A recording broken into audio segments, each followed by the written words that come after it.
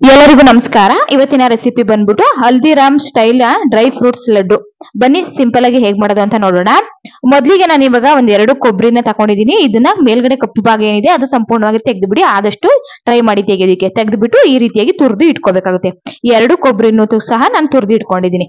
ಇವಾಗ ಒಂದ್ ಬಾಣ್ಲಿನ ಇಟ್ಕೊಂಡಿದ್ದೀನಿ. ಇದಕ್ಕೆ 1 ಟೇಬಲ್ ಸ್ಪೂನ್ ಅಷ್ಟು ತುಪ್ಪನ ಹಾಕೋತಾ ಇದ್ದೀನಿ. ತುಪ್ಪ ಚೆನ್ನಾಗಿ ಬಿಸಿ ಆದ್ಮೇಲೆ 20 ಬಾದಾಮಿನ ಚಿಕ್ಕ ಚಿಕ್ಕ ಕಟ್ ಮಾಡಿ ಹಾಕೋತಾ ಇದ್ದೀನಿ. ಮತ್ತೆ ಒಂದ್ 20 ಗೋಡಂಬಿನೂ ಸಹ ಚಿಕ್ಕ ಚಿಕ್ಕ ಕಟ್ ಮಾಡಿ ಹಾಕೋತಾ ಇದ್ದೀನಿ. ಹಾಕೊಂಡು ಮತ್ತೆ ಒಂದ್ 30 ಪಿಸ್ತಾನ ಚಿಕ್ಕ ಚಿಕ್ಕ ಕೂಡ ಅದನ್ನು ಕಟ್ ಮಾಡಿ ಹಾಕೋತಾ ಇದ್ದೀನಿ. ಹಾಕೊಂಡು ಲೋ ಫ್ಲೇಮ್ ಅಲ್ಲಿ ಇಟ್ಕೊಂಡು ಚೆನ್ನಾಗಿ ಫ್ರೈ ಮಾಡ್ಕೋಬೇಕಾಗುತ್ತೆ. ನೋಡಿ, ಒಂದ್ 2 ರಿಂದ 3 ನಿಮಿಷ ಚೆನ್ನಾಗಿ ಫ್ರೈ ಮಾಡ್ಕೊಂಡ್ರೆ ಸಾಕಾಗುತ್ತೆ. ನೋಡಿ, ಡ್ರೈ ಫ್ರೂಟ್ಸ್ ಎಲ್ಲ ಚೆನ್ನಾಗಿ ಫ್ರೈ ಆಗಿದೆ. ಇದಕ್ಕೆ ಇವಾಗ ಒಂದ್ 2 ಟೇಬಲ್ ಸ್ಪೂನ್ ಅಷ್ಟು ಬಿಳಿ ಎಳ್ಳನ್ನ ಹಾಕೋತಾ ಇದ್ದೀನಿ. ಮತ್ತೆ ಒಂದ್ 2 ಟೇಬಲ್ ಸ್ಪೂನ್ ಅಷ್ಟು ಒಣ ದ್ರಾಕ್ಷಿನ ಹಾಕೋತಾ ಇದ್ದೀನಿ. ಹಾಕೊಂಡು ಅದನ್ನು ಸಹ ಚೆನ್ನಾಗಿ ಮತ್ತೆ ಒಂದ್ 2 ನಿಮಿಷ ಫ್ರೈ ಮಾಡ್ಕೊಳ್ಳಿ. ಲೋ ಫ್ಲೇಮ್ ಅಲ್ಲಿ ಇಟ್ಕೊಂಡು ಫ್ರೈ ಮಾಡ್ಕೋಬೇಕಾಗುತ್ತೆ. ಯಾವುದೇ ಕಾರಣಕ್ಕೂ ಹೈ ಫ್ಲೇಮ್ ಅಲ್ಲಿ ಇಟ್ಕೊಳ್ಳಿಕ್ ಹೋಗ್ಬಿಡಿ. ಡ್ರೈ ಫ್ರೂಟ್ಸ್ ಎಲ್ಲ ಕಪ್ಪಾಗ್ಬಿಡುತ್ತೆ. ನೋಡಿ, ಫ್ರೈ ಆಗಿದೆ. ಇದನ್ನ ಇವಾಗ ಒಂದು ಪ್ಲೇಟ್ಗೆ ನಾನು ಎತ್ತಿಕೋತಾ ಇದ್ದೀನಿ.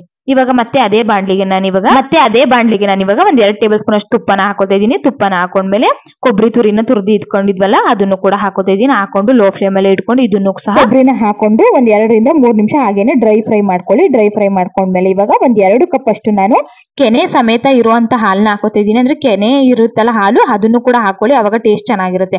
ಹಾಕೊಂಡ್ಮೇಲೆ ಹಾಲನ್ನ ಇವಾಗ ಚೆನ್ನಾಗಿ ಮತ್ತೆ ಮಿಕ್ಸ್ ಮಾಡ್ಕೋತಾ ಇದ್ದೀನಿ. ಮಿಕ್ಸ್ ಮಾಡ್ಕೊಂಡು ಇದರಲ್ಲಿ ಕೊಬ್ಬರಿ ಕೂಡ ಚೆನ್ನಾಗಿ ಫ್ರೈ ಆಗ್ಬೇಕು ಮತ್ತೆ ಬೇಯಬೇಕು.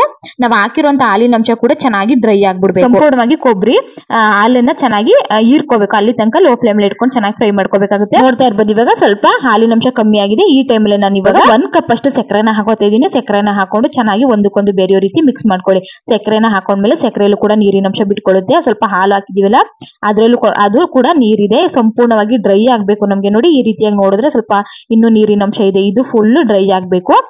ಅಲ್ಲಿ ತನಕ ಚೆನ್ನಾಗಿ ಫ್ರೈ ಮಾಡ್ಕೋಬೇಕಾಗುತ್ತೆ. ಇವಾಗ ಲಾಸ್ಟ್ ಅಲ್ಲಿ ಸ್ವಲ್ಪ ಏಲಕ್ಕಿ ಪೌಡರ್ನ ಹಾಕೋತಾ ಇದ್ದೀನಿ. ಹಾಕೊಂಡು ಅದನ್ನು ಸಹ ಹಾಕೊಂಡು ಚೆನ್ನಾಗಿ ಮಿಕ್ಸ್ ಮಾಡ್ಕೊಳ್ಳಿ. ಮಿಕ್ಸ್ ಮಾಡ್ಕೊಂಡ್ಮೇಲೆ ನೋಡಿ, ಇನ್ನೂ ನೀರಿನ ಅಂಶ ಇದೆ.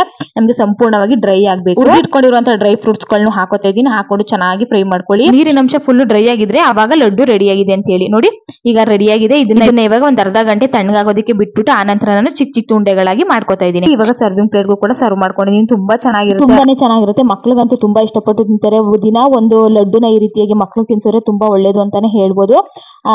ಡ್ರೈ ಫ್ರೂಟ್ಸ್ ಲಡ್ಡು ರೆಸಿಪಿ ಇಷ್ಟ ಆಗಿದ್ರೆ ಲೈಕ್ ಮಾಡಿ, ಶೇರ್ ಮಾಡಿ, ಕಮೆಂಟ್ ಮಾಡಿ. ಮತ್ತೆ ಸಿಗ್ತೀನಿ ಮುಂದಿನ ವಿಡಿಯೋ ಜೊತೆಗೆ.